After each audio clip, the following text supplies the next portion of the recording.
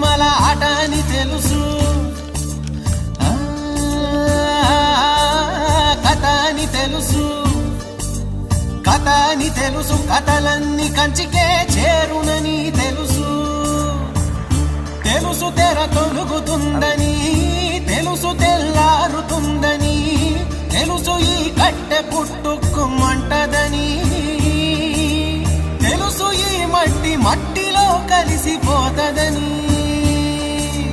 ఎన్ని తెలిసి ఇరకాటంలో పడిపోతావు ఎందుకని? మాయ